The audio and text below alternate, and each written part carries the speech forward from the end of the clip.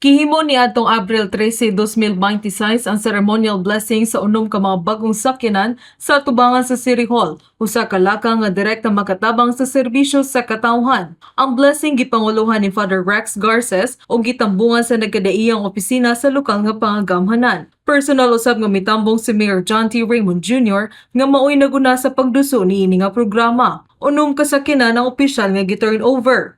Usa para sa CPDO, usa para sa kapulisan, usa ka rescue vehicle alang sa barangay Kansumalig, usa ka garbage compactor para sa Senro, usa para sa CCMDO nga gamiton sa TESDA para sa driving lessons, ug usa ka water purification vehicle para sa CDRRMO. Gipasabot sa syudad sa Bayawan nga kining inisyatiba kabahin sa mga programa ang makusganong gipasiugdahan ni Mayor Raymond nga nagtumong sa pagtabang sa katawhan ug paghimo nga mas sayo ng ilang adlaw-adlaw nga kinabuhi pinaagi sa mas epesyente ug dali nga serbisyo publiko. Gipasiugda usab nga ang water purification vehicle maong unang klase niini sa lokal nga gobyerno. Kini nagamit og advanced technology aron makaproseso og tubig gikan sa suba, lanaw, pond o underground sources.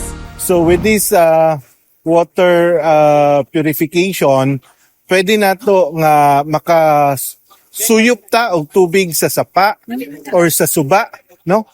Except sa dagat kay di man gud siya design for desalination. So purification siya and water treatment.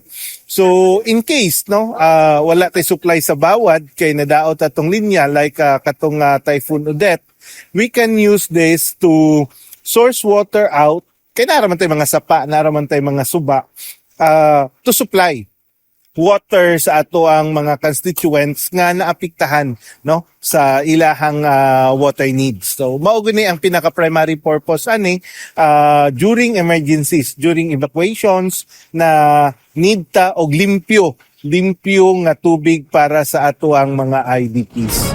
Alang sa mga residente sa Dakbayan, kini nga programa usa ka klarong timaan sa padayon nga paningkamot sa administrasyon ni Mayor Raymond nga mapalambo ang serbisyo, mapadali ang tabang sa komunidad ug mapaayo ang kalidad sa kinabuhi sa matag bayawanon.